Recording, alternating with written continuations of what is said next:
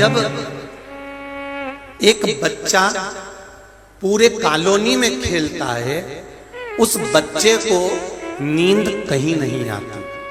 वो बच्चा पूरे मोहल्ले में खेलता है, उस बच्चे को नींद कहीं नहीं आती। वो बच्चा सब दूर जाता है, उस बच्चे को सुकून कहीं नहीं आता। सब दूर खेलेगा, कूदेगा, मस्ती करेगा और आखिरी में घर पर आएगा, मम्मी की गोद में, माँ की गोद में बैठेगा और माँ उस पर एक हाथ रखेगी और वो खाएगा, पिएगा, नहीं खाएगा, कुछ खाया कि नहीं खाया, पिया कि नहीं पिया, दूध पिया कि पानी पिया, कुछ उसको भान नहीं होगा। बस माँ ने हाथ रखा और बच्चे की आंख में नींद भर जाएगी। उसी तरह हमारी शिव महापुराण की कथा कहती है, संसार में कितने भी व्यस्त रहो, काम, लोभ, आसक्ति, वासना, तृष्णा सब में डूबे रहो, मना नहीं, पर एक समय मेरे परमात्मा देवाधिदेव महादेव के पास जाने का जरूर निकालो, क्योंकि उसके चरणों में जाकर शांति मिल ही जाती। उसके चरणों में जाकर शांति मिलेगी, उसके चरणों में जाकर सुकून मिलेगा, उसके चरणों में जाकर खुशी मिलेगी। आप जाओ उसके पास।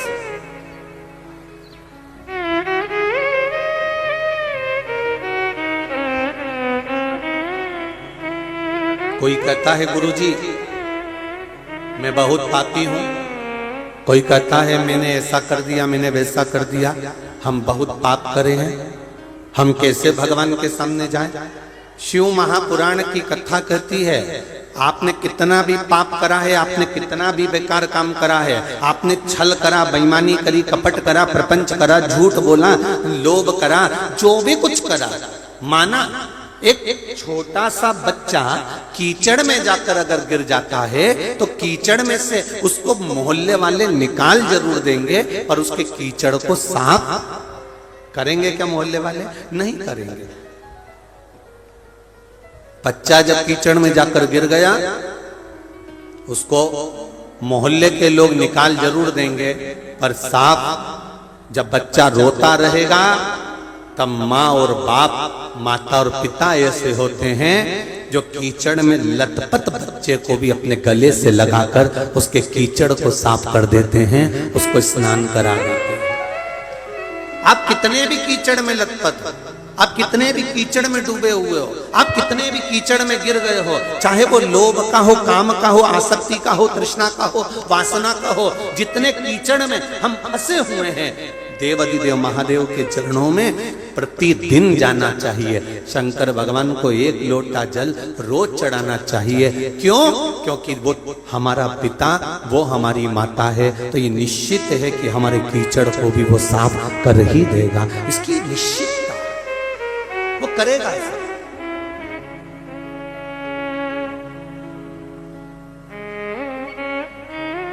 प्रभु तेरा साथ न छूटे और छूट जाए संसार, प्रभु तेरा साथ न छूटे, प्रभु तेरा साथ न छूटे, छूट जाए संसार, प्रभु तेरा साथ न छूटे, संगी छूटे, साथी छूटे, सब कोई छूटे, संगी छूटे, साथी छूटे, सब कोई छूटे,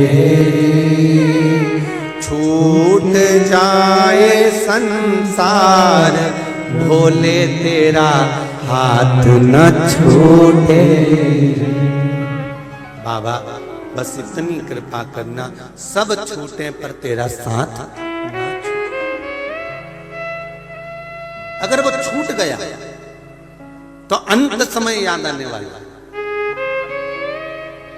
इतनी सारी माताएं आई हैं, इतने सारे भाई लोग आए, कई लोगों की चप्पल छूट जाती है, कई लोग चश्मा, यहां पर जो कार्यकर्ता होंगे ना, उनसे पूछना किसी किसी का चश्मा भी रह जाता है, किसी किसी का चप्पल रह जाता है, और कोई कोई तो ऐसी माताएं भी हैं, भाई लोग भी हैं, जिनकी दांत की बत्ती सी भी छूट जाती है। और जब घर जाती है और कुछ खाना खाने का वो ठेले पर या यहाँ से निकल कर बाजार तो बहुत लगा है, कहीं कचौड़ी मिल रही, कहीं कुछ मिल रहा, कहीं कुछ मिल रहा, तो मन में आया कि कचौड़ी खा लूं। वो तब याद आया कि हमारी बत्ती सी तो कथा में ही रही।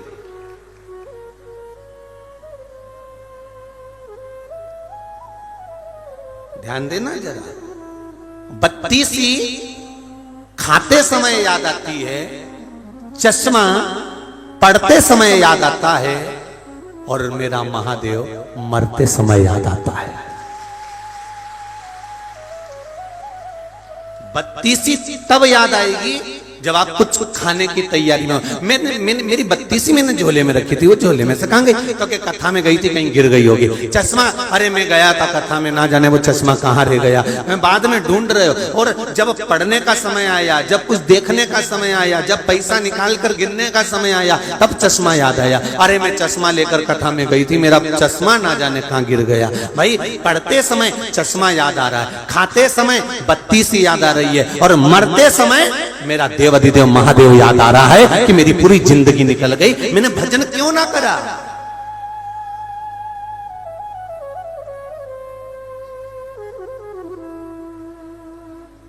पूरा जीवन निकल गया मेरा।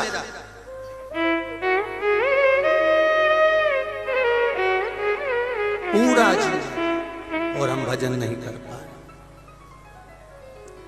भजन का बल किसको कहते हैं? इस पंडाल में एक माता बैठी है जिसको लकवा लग गया, पैरालिसिस हो गया, पूरा आधा शरीर काम करना बंद कर दिया, और हॉस्पिटल में भर्ती थी।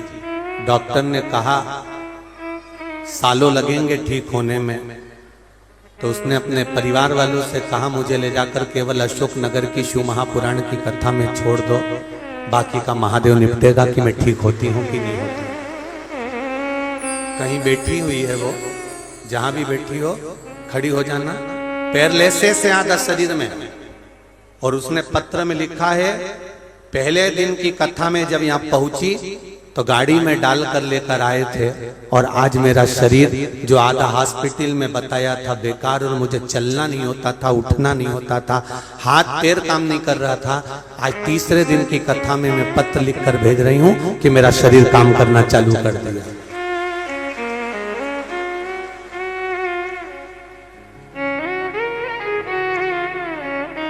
सुनीता शिवहरे शिवपुरी से आई हैं, कहीं बैठी हो तो हाथ हिलाइएगा।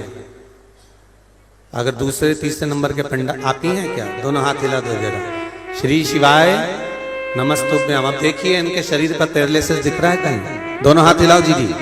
श्री शिवाय नमस्तुभ्यम। अकाल मृत्यु वो मरे जो काम करे चंडाल का, काल उसका क्या बिगाड़े जो भक्त हो महाकाल का। गुरुदेव मेरे लेफ्ट हाथ में और पैर में परेशानी थी, पूरा अंग पैरालिसिस था। गुरुदेव मैं शिवपुरी से आई हूं, यहां आने का मन तो बहुत था, परंतु शरीर में पैरालिसिस हो गया था, तकलीफ के कारण बस में नहीं आ रही थी।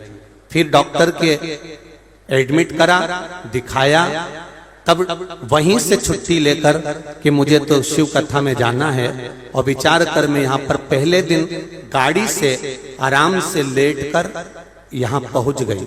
और गुरुदेव पहले दिन से मैं इस पंडाल में रहकर कथा सुन रही हूँ। आज बाबा की कृपा से मेरे जो लेफ्ट में पैर और हाथ था वो सब काम करना चालू कर दिया है। 3 दिन की कथा हुई है बाबा, ये बाबा है शिव। अब ठीक है बहन, हाथ एक बार हिलाओ, ऊंचा नीचा करो पूरा, ठीक है? हर हर महादेव। बैठिए बैठिए। श्री शिवाय नमस्ते। ये शिव कृत्य हम फिर कहेंगे, शिव महापुराण की कथा में या सियोर वाले महाराज के पास में ना तो बेल है, ना कोई भभूति है, ना कोई छू, ना कोई मंत्र। और तुम्हारे पास कोई मंत्र हो तो हमको दे देना, हमारे पास तो केवल एक है और वो श्री शिवाय नमस्तुभ्यम। एक लोटा जल सारी समस्या का हल। शिव महापुराण की कथा जो दिल से सुनता है, फिर कह रहे हैं आप लाखों की संख्या में आए हो, ऐसा कोई मंडी प्रांगण का टीन शेड नहीं है जिसमें आप भरे बैठे नहीं।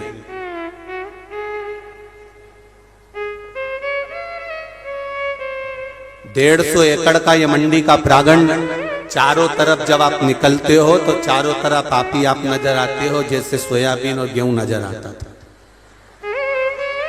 पूरे मंडी प्रांगण में आप ही दिखते हो बोरियों की तरह। कुछ नहीं है।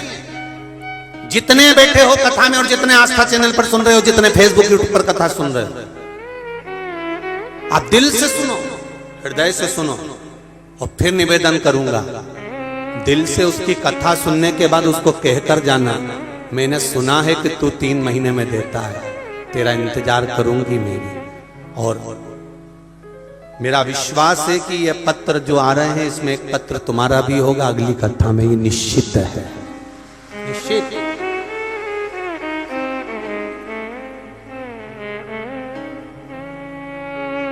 आदरणीय सांसद महोदय जी से भी एक बात कहना चाहूंगा, आपके लिए भी बहुत सारे पत्र हैं। डॉक्टर कृष्णपाल जी यादव जी, सांसद महोदय जी के लिए भी बहुत सारे पत्र हैं। सीहोर ऑफिस में भी बहुत सारे मैसेज पहुंचे हैं कि पहली कथा राजनीति की दिख रही है जिसकी राजनीति मंच पर नजर ही नहीं आ रही है, उनको धन्यवाद दें। एक छोटा राजनेता भी अगर कथा कराता है तो मंच का संचालन से लेकर मंच का जो कथा विराम है उसमें अतिथि और उनका उद्बोधन और उनका ही सब वर्णन चलता रहता है। पर पहली सांसद महोदय आपकी कथा ऐसी है जिसमें कहीं व्यासपीठ के आसपास कहीं राजनीति नजर ही नहीं आई, कहीं राजनीति नहीं, कहीं नजर नहीं। कोई राजनीति का प्रकल्प, इसलिए आपको बहुत लेटरों में धन्यवाद दिया है, आपको बहुत बहुत धन्यवाद, बहुत साधुवाद। शिव महापुराण तो दिल की कथा, हृदय की, चित्त की, मन की, अपने आनंद की कथा है। और इस आनंद की कथा को आनंद से श्रवण करो। ना जाने मेरा भोले भंडारी, मेरा कुबेर भंडारी, मेरा महाकाल बाबा, मेरा राज राजेश्वर, वो तो कहीं मेरे राज राजेश्वर की कृपा थी, नहीं तो अशोक नगर में कथा 26 तक भी नहीं मिल पाती। वो तो राज राजेश्वर पकड़कर बुला लिया कि उसको सुनना था। ये कथा का आनंद है, ये कथा का रास्ता। वो तो उसकी कृपा थी, तो उसने पुकारा कि कथा सुनना है, यहाँ पर आओ। और कथा का रास्ता तो, और जितनी मेरी माताएं बैठी है, जितने मेरे भाई बैठे हैं, इनको तो पहले विश्वास ही नहीं हुआ होगा कि अशोक नगर में कथा होने वाली। बोलो री जी जो सही है कि गलत है? ये देख लो, सबके हाथ हिल रहा है। विश्वास ही नहीं था कि कथा हो जाए, पर कहीं शिव की कृपा थी और आपका भक्ति, आपकी दृढ़ता, आपकी उदारता, ये सुख दे। एक पत्र आया है,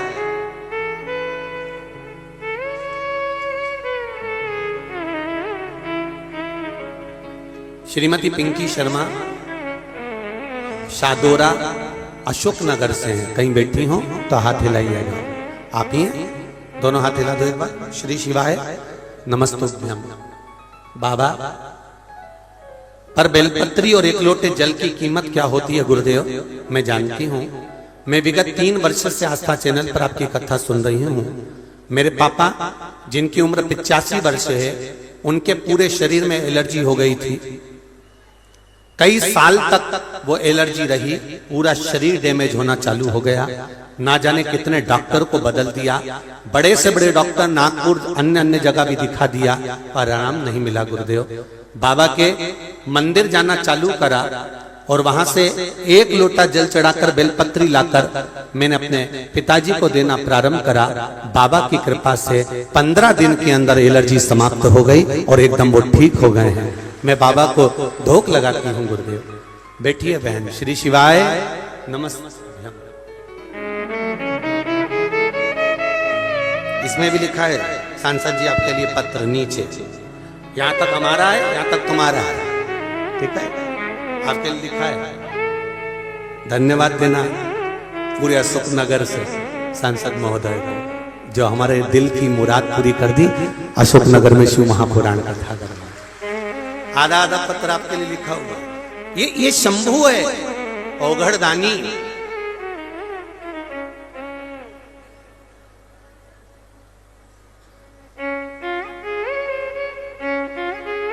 उसकी कृपा बिना कुछ नहीं हो सकता। आप बैठो, जहां मर्जी पड़ जाए वहां बैठकर कथा कर तत्व ग्रहण कर लो, और दिल से कहना उसको, वो दिल से देता है, दिल से। बस ये चित्त, ये मन, ये हृदय, ये वृत्ति उससे लगाना पड़ेगी। फिर निवेदन करूंगा, खाते समय बत्ती सी याद आती है, पढ़ते समय जम के बोलो चश्मा याद आता है, और मरते समय महादेव याद आता है कि अब मुझे जाना है। अंत समय, आखिरी में हम उसे याद कर रहे हैं। अगर चश्मा बैग में होता तो कभी भी पढ़ने का काम आता तो पढ़ लेते, और अगर बत्ती सी निकाल के नी रखती और फिटी रहने देती मुंडा में, मुंह के अंदर, तो कभी भी कुछ भी खा सकते थे। और मेरे शंकर का नाम मरते समय नहीं, इस शरीर के चलते चलते अगर जपते रहते तो मरते समय टेंशन नहीं होता, आराम से, आराम से।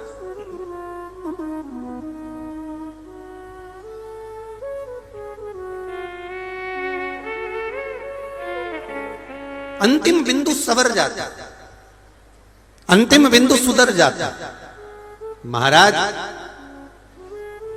जीवन के 2 प्रमाण पत्र ऐसे हैं जो आप हम जिंदगी में कभी नहीं ले सकते।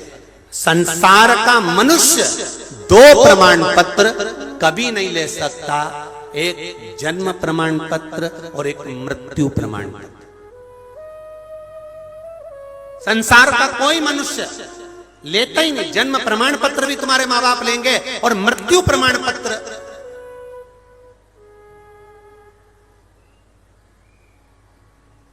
दूसरे ही लेंगे, तुम नहीं ले सकते।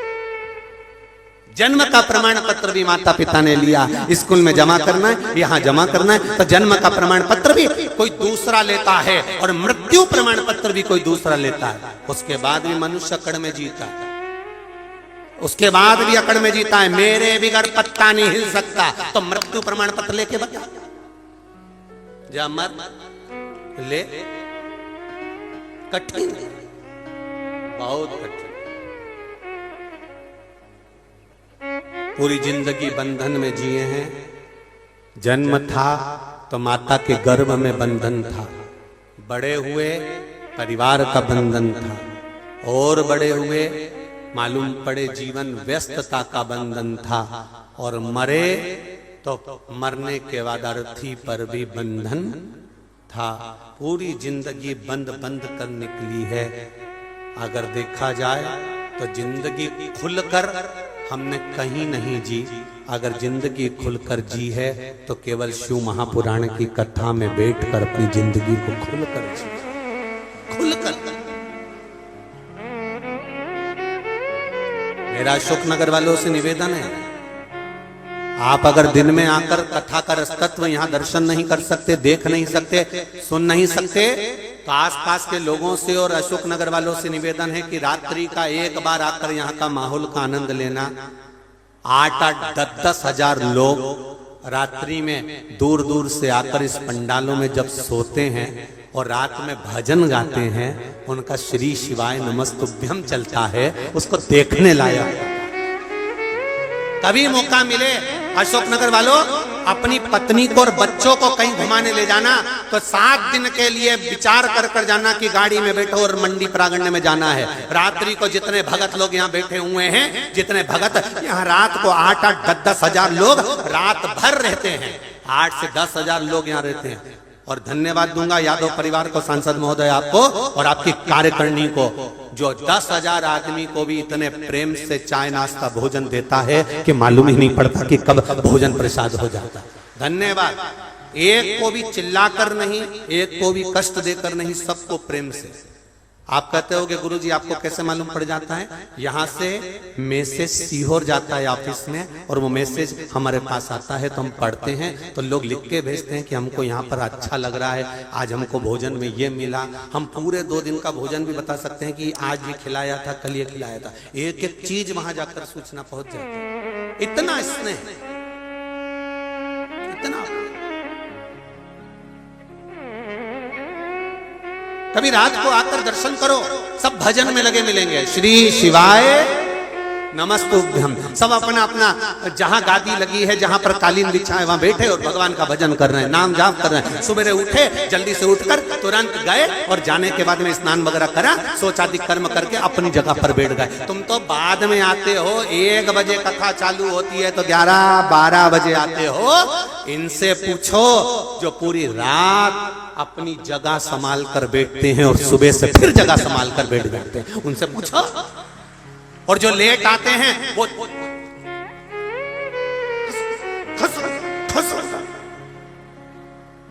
11 बजे आए हो, 12 बजे आए हो, और 11-12 बजे आके 10 बजे आकर इतनी अकड़ दिखाना, मेरी जगह है, सर मैं कल यही बैठी थी।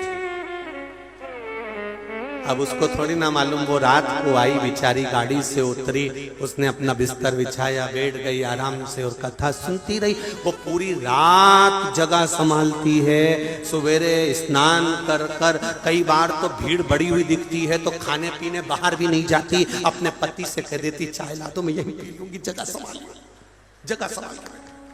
इतना स्नेह, इतना प्रेम, इतनी वात्सल्यता, इतनी करुणा। और ना कोई, हम यहाँ पर कोई मंत्र दे रहे हैं, ना बेल दे रहे हैं, ना भभूति दे रहे हैं, ना सामान दे रहा है। यहाँ तो केवल एक है, और वो श्री, जरा जम के बोलिए, श्री शिवाय नमस्तुभ्यम।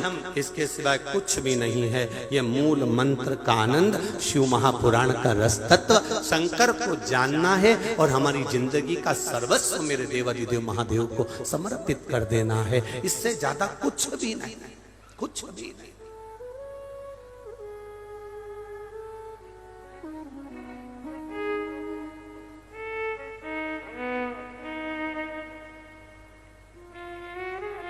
बस ये समर्पण। एक प्रसंग कल की कथा में चल रहा था, रहनी का।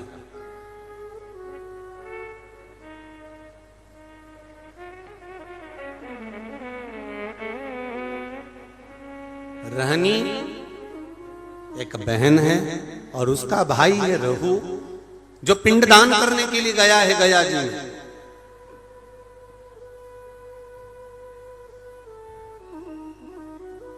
और रहनी के 2 बच्चे हैं, और बहन को बड़ी प्रसन्नता हो रही है कि मेरे मायके में इतने लोगों का भोजन बन रहा है। ये प्रसन्नता, ये आनंद था।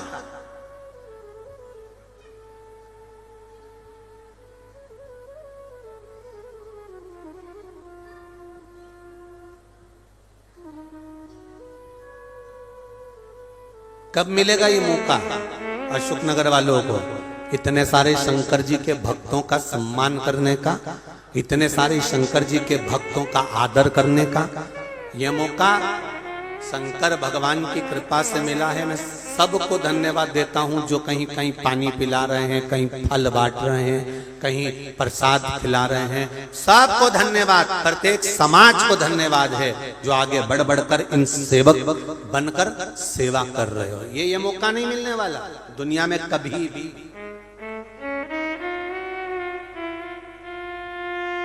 शिव भक्तों की सेवा, शंकर की सेवा।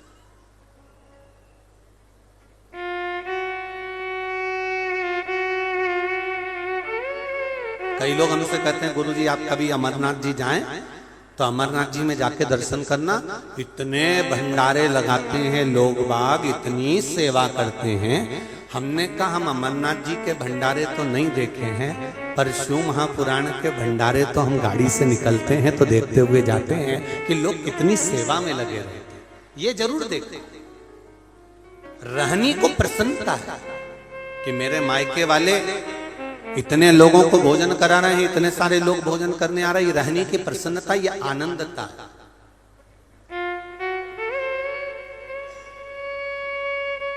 एक बेटी का जीवन बड़ा आनंदित होता है, वो बड़ी खुश होती है।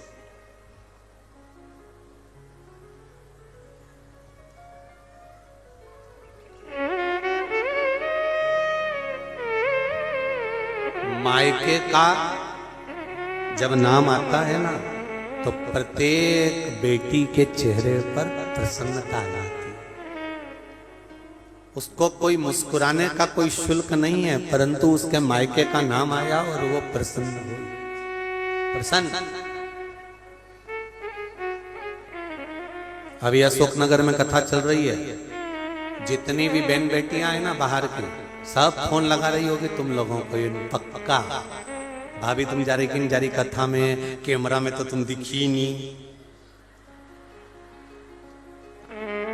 एक बार कैमरा वालों से तो बोलो तुम्हें दिखाए। तुम एक काम करना, अब की बार चोटी में ऐसा ऐसा बाल करके जाना तो कैमरे वाला जरूर दिखा देगा। अब बताए राम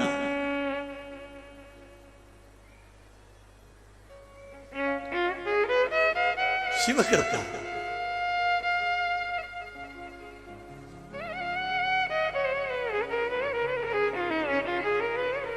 अरे फोटो में तुम नहीं दिखते तो तुमको कितना बुरा लगता है। अरे बोलो तरी जीजी अशोकनगर वालियों और शिवपुरी वाली भी बोल दो रही, सही है कि गलत है? फोटो में तुम नहीं दिखते तो तुम्हें बुरा लगता है, और मेरे महादेव के मंदिर में तुम नजर नहीं आते तो महादेव को बुरा लगता है। जाया करो, उसके मंदिर में तुम जाते रहोगे, उसको प्रसन्नता बनी रहेगी, उसको आनंदता बनी रहेगी। अरे भगवान से रोज प्रार्थना करा करो, मेरे महादेव मेरे जन्म से पहले आने की सूचना 9 महीने पहले तूने दे दी कि मैं पैदा होने वाला हूं। जन्म की सूचना मेरा महादेव 9 महीने पहले दे देता है, तो महादेव से कहना जब जन्म की सूचना तुम 9 महीने पहले दे देते हो, बस इतनी सी प्रार्थना स्वीकार करना कि मरने की सूचना भी थोड़ी देर पहले दे देना तो मैं भजन कर लूंगा। बस इतनी कृपा कर दे।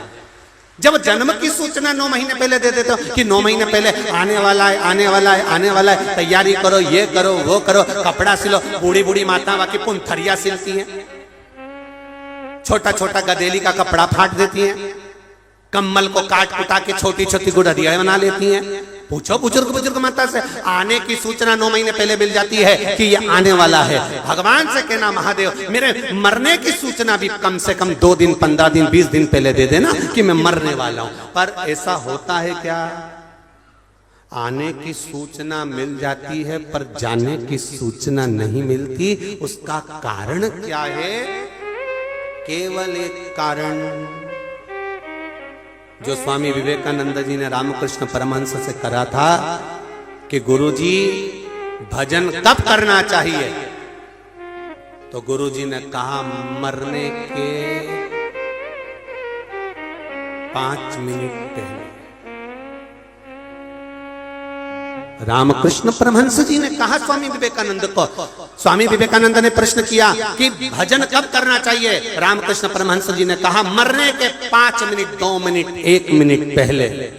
तो रामकृष्ण परमहंस जी से स्वामी विवेकानंद ने पूछा ये कैसे मालूम पड़ेगा कि मरने का समय ये है तो उससे 1 मिनट पहले भजन करें? रामकृष्ण परमहंस जी ने कहा जब मालूम ही नहीं तो फिर रोज हर पल, हर घड़ी, हर क्षण जपते रहो, कब मर जाए क्या पता। इसलिए यही समझो कि कब मरने वाले हो, जपो, भगवान का भजन करो, स्मरण करो, कीर्तन करो, मंत्र जाप करो, नाम जाप करो। जीवन का कोई भरोसा, कोई भरोसा।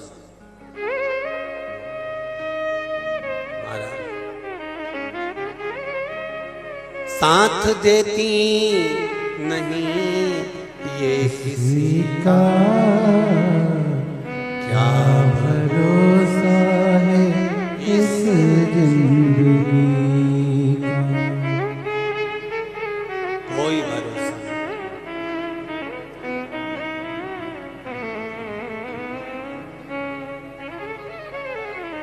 इस जीवन का कोई भरोसा नहीं। इसलिए उससे निवेदन कर,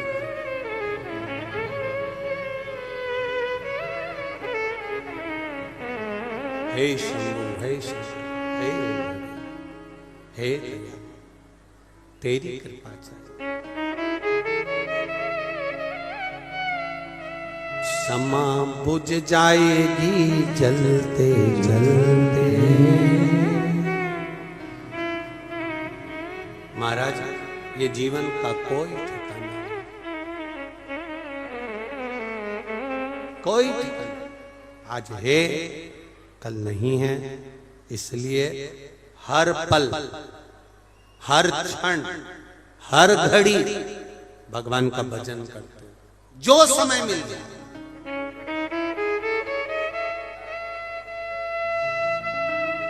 ये शरीर भगवान ने बड़ा सोच समझ कर दिया है, बड़ा विचार कर दिया है, इसको गंवा मत देना। बड़ी मुश्किल से नर तन मिलत है, ये गंवाने के काबिल नहीं, बड़ी मुश्किल से, बहुत मुश्किल से। महाराज, आज तो अच्छा दे दिया मेरे परमात्मा ने, अभी तो ये शरीर मेरे देवाधिदेव महादेव ने अच्छा दे दिया। यदि हमने अच्छा कर्म करा तो अच्छा मिलेगा, अगली बार वरना अच्छा कैसे देगा?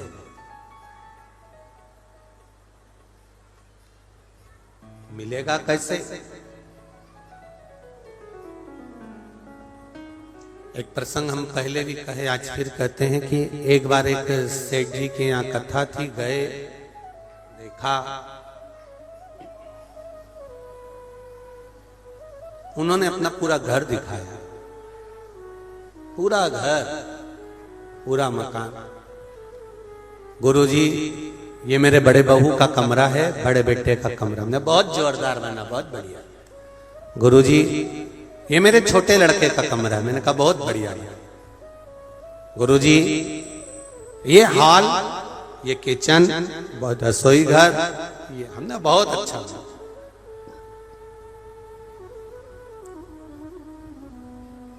गुरुजी इधर आओ, इधर आओ, उधर गए, ये हमारे यहाँ की बाथरूम है।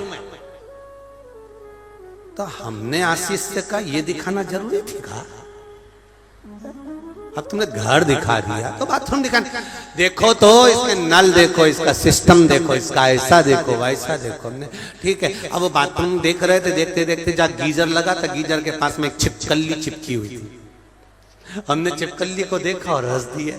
तो हमारा जो जजमान थे सेठ जी, वो कहने लगे, गुरुजी आप छिपकली को देखकर क्यों हंसे? हमने कहा बस हंसी आ गई। गुरुजी एक बात समझ में नहीं आती, हमने छिपकली को 2-4 बार भगा दिया, फिर आती है और गीजर के पास चिपक जाती है। एक बात समझ में नहीं आती, ये छिपकली जाती क्यों नहीं है? आखिर कारण क्या है? ये छिपकली जाती क्यों नहीं है? हमने कहा कुछ नहीं, जब गांव में कथा होती थी, इससे घर नहीं छूटता था, जिससे घर नहीं छूटा, भगवान ने कह दिया अगली बार इसको छिपकली बना के घर में चिपका दो।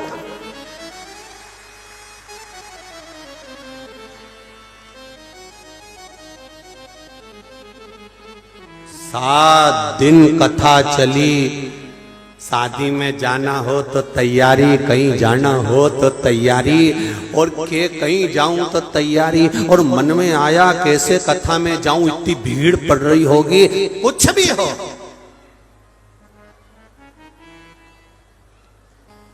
इतनी भीड़ पड़ रही कैसे जाऊं? तो जब नोट बंदी हुई थी और नोट बदले थे, तब भी तो भीड़ में जाके बैंक में लाइन लगा के बदले थे।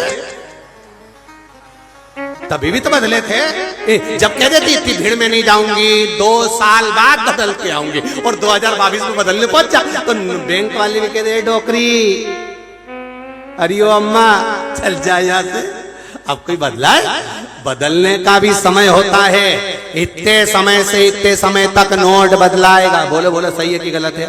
बोला था ना कि इतनी तारीख तक नोट बदल दिए जाएंगे, उतने समय तक नोट बदलवा लो तो बदलवा लो, वरना बाद में 2 साल बाद जाओगे तो तुम्हारा नोट किसी काम का नहीं रहेगा। बाद में ऊख की पुड़िया बना के तंबाकू भर के मलमल के खाता, इससे ज्यादा किसी काम का नहीं। तो समय दिया कि इस समय पर नोट बदलवा लो, अभी भी मौका है। उसी तरह शिव महापुराण की कथा भी चिल्ला चिल्ला कर कह रही है, अभी भी मौका है, बदलवा लो इस मन को, और इसके बाद मौका नहीं मिलने वाला। फिर गए तो गए, ये मौका है, बदल लोगे तो मिल गया, बदले में मिल जाए, इसको बदलो।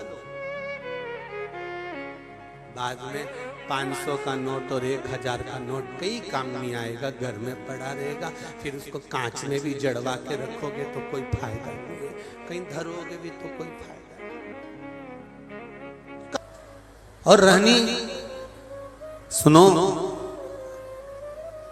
आपके माता पिता का श्राद्ध है, अगर बेटी भोजन बनाएगी तो माता पिता के श्राद्ध में माता पिता उसको प्रेम से ग्रहण करेंगे, लेंगे।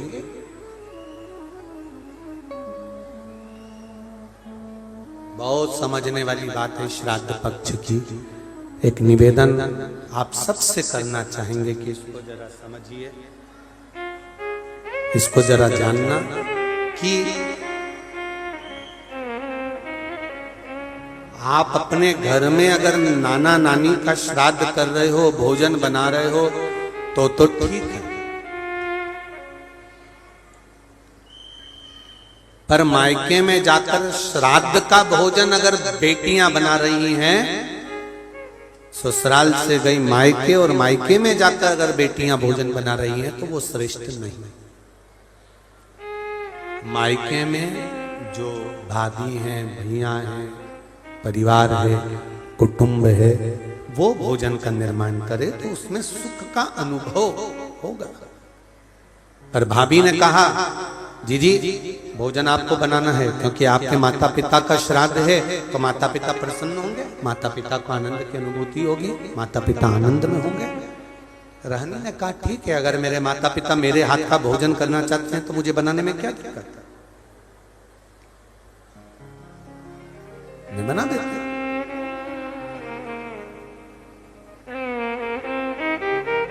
रहनी ने भोजन बनाया,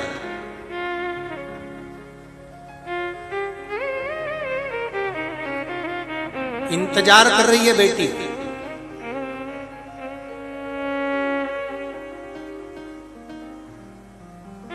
बेटी इंतजार कर रही है कि ब्राह्मण आएंगे, मैं भोजन परोसूंगी।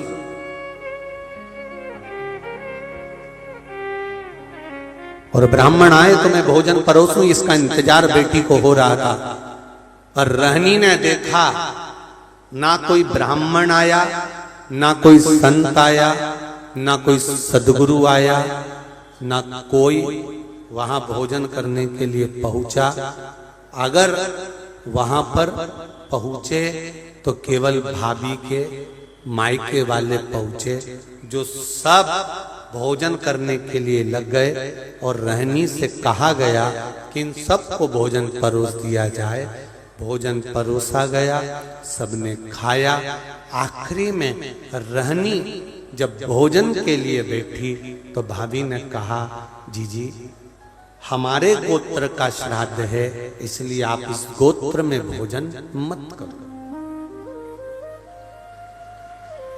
हमारे गोत्र का श्राद्ध है इसलिए आप इसमें भोजन ना करिए।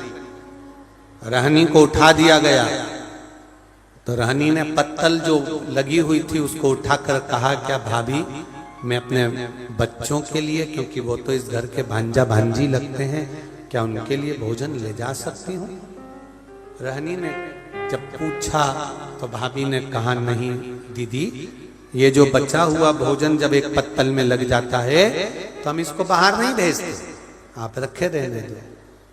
माँ रहनी रोती रोती अपने ससुराल पहुंच गई।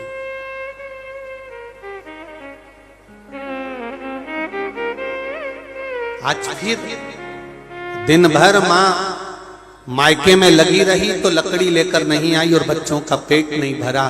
बच्चे 3 दिन के भूख से बिलख रहे थे, आंख में आंसू थे। माँ भी आज रो रही थी कि जिस मायके में बेटी जाती थी कभी माँ बाप उसको भूखा नहीं आने देते थे, और भूखा तो भूखा, कभी माँ बाप उसको खाली नहीं आने देते थे, कुछ ना कुछ रखकर अवश्य भेजते थे। आज वो मायके से भूखी भी गई और कुछ भांजा भांजी के लिए भी नहीं दिया गया। शिव महापुराण की कथा कहती है 3 जगह पर दिया हुआ कभी खाली नहीं जाता। पहला, बहन बेटी को देने से बढ़ता है, घटता नहीं। दूसरा, गौ माता को देने से बढ़ता है, घटता नहीं। और तीसरा, संत ब्राह्मण को देने से बढ़ता है, घटता नहीं। साधु सन्यासी तपस्वी साधक उपासक जितने मिले संसार में, कहीं परमार्थ का काम करने का मौका मिले तो आप परमार्थ का काम करिए, कुछ अच्छा देने का प्रयास करिए। शिव महापुराण एक बात जरूर कहती है कि बेटी दो सोच समझ कर दो, गौ माता का दान दो या गौ दान दो सोच समझ कर दो, और लक्ष्मी का दान दो तो सोच समझ कर दो कि किसको दे रहे हो, किसको प्रदान कर रहे हो, आपको देखना पड़ेगा। किसको देना चाहते हैं, पकड़ रहा है, किसको दे रहे हो वो स्मरण होना चाहिए। किसी ऐसे भिखारी के कटोरे में पैसा मत डाल देना जो लेकर गया और मदिरा पान में लगा दिया, वैश्यावृत्ति में लगा दिया, जुए में लगा दिया, गलत काम में लगा दिया। लक्ष्मी भी रोती है।